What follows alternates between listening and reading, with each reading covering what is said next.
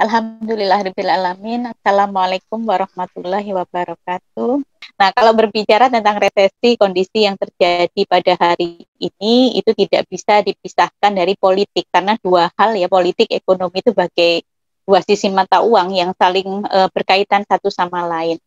Nah, bisa minta tolong untuk lanjut ke screen selanjutnya ya. Saya mulai dengan kondisi Indonesia hari ini.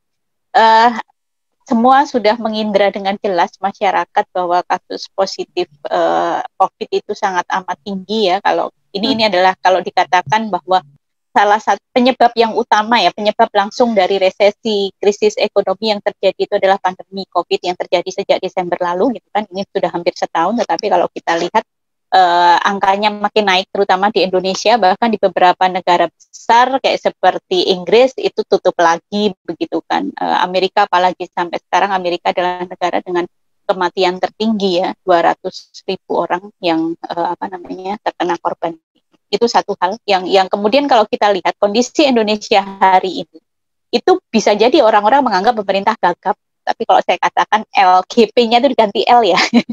Jadi bisa jadi banyak pihak yang mengatakan bahwa Indonesia itu gagal. Ini dipotret secara baik oleh Reuters ya beberapa hari yang lalu mengatakan bahwa Indonesia itu fail gitu kan, gagal untuk kontrol coronavirus karena beberapa hari ini katanya 4.000 itu puncak, tapi ternyata sejak tanggal 19 sampai hari ini tanggal 26 masih saja naik. Itu satu hal. Kemudian yang kedua, ya tadi dikatakan bahwa pandemi ini merupakan sebagai penyebab yang langsung terjadinya awalnya krisis ekonomi dan kalau dikatakan pemerintah belum mau mengatakan karena untuk menunggu sampai kuartal 3 ini berakhir ya, nanti Oktober mau diumumkan apakah memang Indonesia sudah masuk krisis resesi atau enggak. Tapi sinyal-sinyalnya sudah nampak betul seperti Sri Mulyani atau kemarin juga di beberapa media dikatakan bahwa Indonesia itu sudah sampai di pertumbuhan negatif. Jadi kalau tadi dikatakan berapa gitu ya kontraksinya 1,7 sampai 0,6. Ya ini turun dari perkiraan sebelumnya minus 1,1 sampai 0,2. Nah, dan satu hal yang paling mengerikan itu adalah 15 juta PHK diprediksi sampai akhir tahun. Nah, kemudian itu dari sisi ekonomi. Kemudian satu hal lagi yang tidak bisa dipisahkan adalah kondisi politik Indonesia. Jadi yang sekarang paling menjadi sorotan khusus itu adalah nanti yang terjadi di akhir Desember, pilkada di sekitar ada 200 tempat ya di Indonesia. Dan ternyata bahwa rezim hari ini masih ngotot untuk tetap melakukan pilkada dengan alasan yang mungkin bagi beberapa orang tidak masuk akal. Itu karena Pian ya, Menteri Dalam Negeri. Bentar Bu Pratma. Mbak Despri, Bu Ima, Ponorogo mohon di-off-kan. Oke, bentar Bu Pratma. Ya, silakan Bu.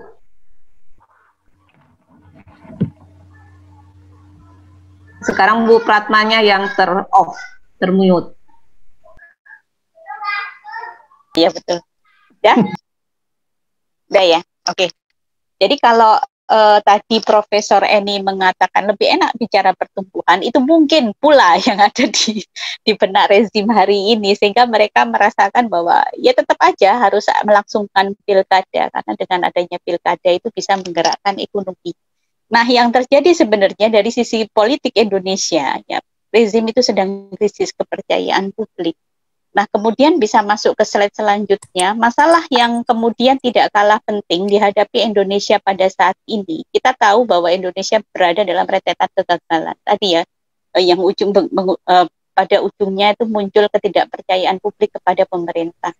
Ada satu hal yang menurut Profesor Siti Zuhro, kemudian Rizal Ramli ataupun Fadlizon mengatakan bahwa pemerintah menutupi kegagalan itu dengan mulai melemparkan isu deradikalisasi. Sebenarnya ini bukan isu yang pertama kali begitu kan. Kalau saya ingin menyampaikan bahwa ini juga tidak tumbuh begitu saja, tetapi ada satu rentetan yang tidak lepas dari asing begitu. Nah, konsistensi Indonesia untuk tetap melakukan agenda ini adalah pernyataan Bu Retno Marsudi ya kemarin di sidang Dewan Keamanan PBB, karena Indonesia sedang menjadi presiden Presiden Dewan Keamanan PBB sementara cuma sebulan, sehingga memanfaatkan momen untuk menunjukkan Indonesia tetap konsisten melakukan dua perang, yaitu perang melawan pandemi dan corona, satu lagi adalah ancaman terorisme.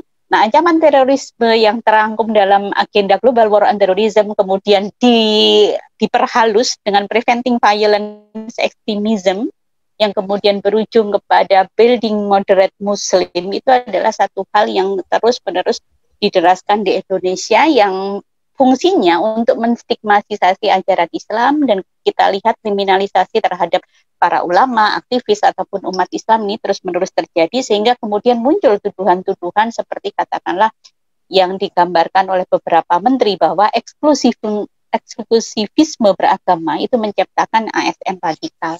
Lalu kemudian ada kalimat yang mengatakan bahwa ini menjelang pilkada, bahwa politik identitas yang ini sudah terjadi ya, katanya dimulai di Jakarta tahun 2016 kemarin dan sekarang masih terpelihara, itu lebih berbahaya daripada politik uang.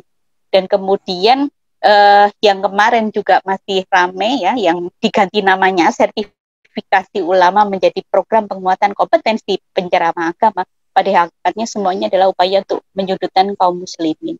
Termasuk di perguruan tinggi, beberapa pihak melakukan survei PTN radikal, yang nggak tahu ini atas pesanan siapa, begitu, sehingga kemudian beberapa hari ini ya, yang beberapa perguruan tinggi melakukan penerimaan mahasiswa baru, itu sudah banyak sekali upaya pembekalan mahasiswa yang ini menggandeng BNPT dan BIN ya, mereka membekali mahasiswa untuk berhati-hati gitu ya terhadap hal-hal yang terkait dengan pemahaman Islam.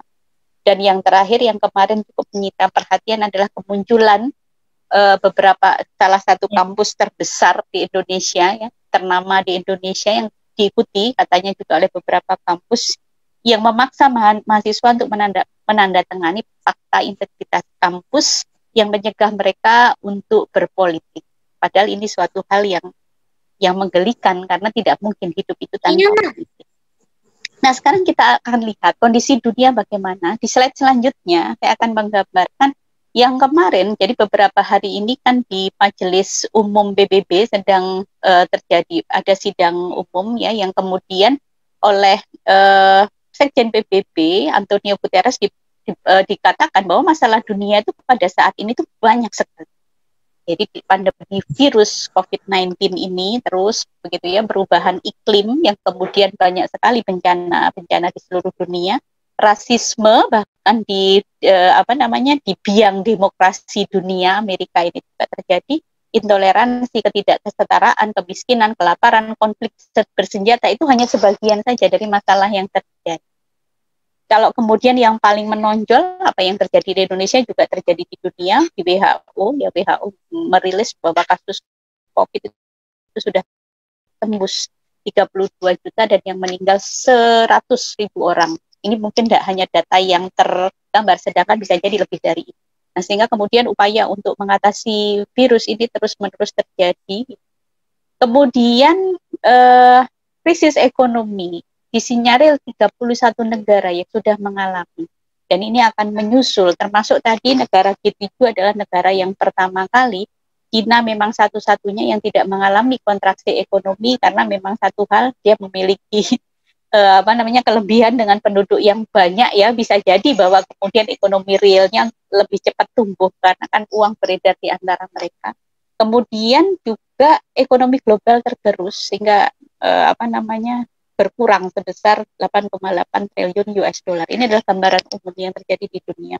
Nah, satu hal lagi yang saya katakan, di dunia juga selama terjadi pandemi ini juga ternyata tidak menghentikan Islamofobia. Kita lihat bahwa kemarin itu di beberapa negara Nordik ya, di Norwegia, kemudian Denmark, itu terjadi pelecehan yang sangat serius, pembakaran Al-Quran, dan ternyata bahwa Islamofobia ini didanai. Menurut penelitian tahun 2019 oleh Hijack by Hate, jadi ada memang beberapa organisasi, bahkan 1096 organisasi mendanai 39 kelompok yang nilainya jutaan dolar untuk sengaja menyebarkan sentimen anti-Islam ke seluruh dunia.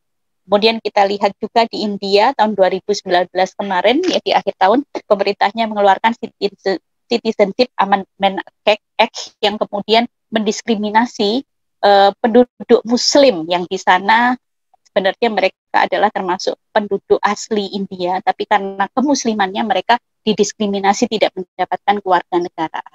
Kemudian juga yang terakhir, normalisasi hubungan UAE dan Bahrain, dan ini semakin meminggirkan Palestina dari kancah politik dunia. Ini adalah beberapa kondisi yang terjadi di dunia dan relatif tidak berbeda dengan yang ada di Indonesia. Nah, sekarang kita akan melihat apa sesungguhnya sebab itu semua. Masuk ke slide selanjutnya. Bahwa tentu saja masalah yang terjadi, apakah itu tadi resesi ataupun berbagai hal yang terkait dengan politik ataupun Islamofobia, ini tidak lepas dari apa sesungguhnya yang sedang berkuasa pada saat ini. Jadi kalau dikatakan penyebab resesi itu yang langsung adalah pandemi, yang tidak langsung adalah kapitalisme, menggunakan ideologi yang ternyata bahwa ketika ideologi ini berkuasa, maka yang terjadi adalah berbagai hal yang menyebabkan penderitaan dunia. Jadi kapitalisme memang menunjukkan hegemoninya sejak Amerika itu berhasil menaklukkan Eropa ya setelah Perang Dunia Kedua, dan kemudian ini terus menerus begitu kan, apalagi setelah Uni Soviet itu, maka Amerika menjadi negara nomor satu yang dengan kedudukannya itu dia memaksakan berbagai macam hukum internasional, termasuk juga upaya untuk menghegemoni, mencengkeram dunia sesuai dengan keinginannya, dan caranya adalah dengan menerapkan pemikiran-pemikiran global. Jadi kalau kita lihat imperialisme modern hari ini bukanlah imperialisme secara fisik, walaupun memang itu juga ada di beberapa tempat di dunia ini, tetapi yang kalau kita lihat melalui koalisi adidaya, kemarin PBB baru berulang tahun 75 tahun, dan Amerika lah salah satu yang membidani kelahirannya, dan memang latar belakangnya adalah untuk mengokohkan kedudukannya. Jadi dia menggantikan penjajah konvensional Belanda, Inggris boleh keluar, Perancis boleh keluar dari Afrika, dan boleh keluar dari Asia, tetapi yang tidak boleh keluar adalah kekuasaan yang bermakna pemikiran. Makanya kemudian kalau pada hari ini setiap jengkal di dunia ini mereka sedang dijajah dengan demokratisasi, kemudian pasar bebas yang ini berpulang dari ideologi kapitalisme, kemudian liberalisasi serta sekularisme. Inilah yang kemudian menyebab penderitaan dunia yang katakanlah tadi sudah saya uraikan di depan. Nah, sekarang kita lihat kondisi Indonesia di mana. Masuk ke slide berikutnya.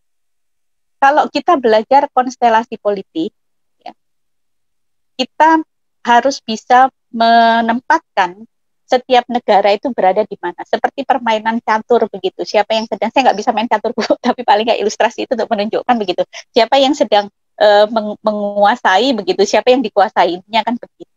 Nah di dunia, di dalam untuk menelaah konstelasi global itu dibagi menjadi 4. Ada negara nomor 1 dan ini Amerika pada saat ini yang menjadi negara nomor 1. Kemudian ada negara independen. Negara independen ini memiliki kebijakan politik ataupun kebijakan ekonomi yang bisa jadi tidak terpisah dari sistem kapitalisme, tetapi secara secara kekuasaan, secara kedaulatan di dalam negerinya masing-masing mereka lebih memiliki kemenangan itu. Jadi seperti Cina, Rusia, Inggris, Prancis, dan Vietnam. Ada pula negara satelit, seperti satelit dia beredar mengelilingi negara nomor 1. Nah, kalau kita lihat kayak Jepang, Australia, ini adalah negara-negara yang memang disetir Amerika untuk menerapkan kebijakannya. Seperti Jepang dan Australia, ini menjadi pion Amerika untuk memainkan strateginya menguasai Indo-Pasifik dengan strategi Free and Open Indo-Pasifik. Ada juga India di sana. Kemudian Kanada dan Italia, keduanya adalah negara G7, tapi secara umum mereka tidak memiliki independensi sebagaimana negara-negara independen yang lainnya. Kemudian disinilah posisi Indonesia sebagaimana negara Muslim yang lain, sebagai negara pengekor. Sebagai negara pengekor relatif tidak memiliki kewenangan penuh ya di dalam melakukan hal-hal yang terkait dengan pembangunan negaranya.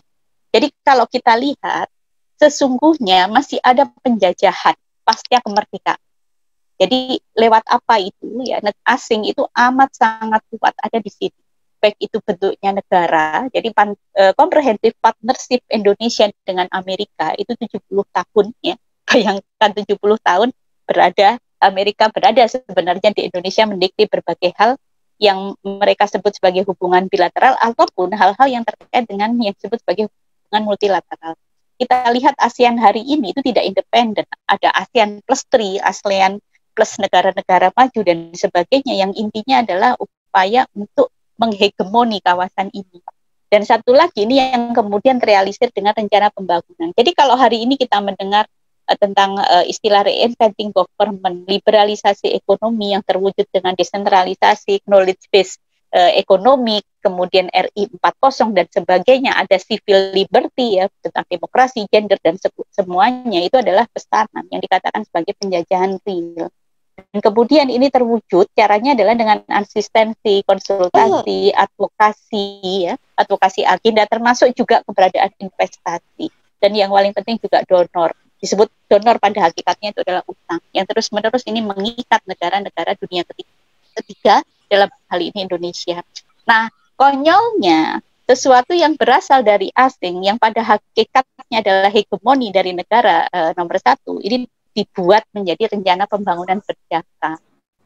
Yang kalau kita lihat di rencana pembangunan jangka menengah Indonesia, contohnya ada 3 buku ya yang disusun oleh Bappenas, ada 500 halaman, 800 atau 1000 berapa begitu ya di buku ketiga. Pada intinya adalah bagaimana sebenarnya itu menggerus kedaulatan Indonesia, kemandirian, termasuk juga menghilangkan aset negara. Kalau tadi sebelum masuk diskusi Mbak Ira sempat ngobrol ringan dengan Profesor Eni ya, menggambarkan tentang food estate yang ada di Indonesia, itu adalah salah satu upaya ya menyenderai Indonesia dengan tajuk rencana pembangunan.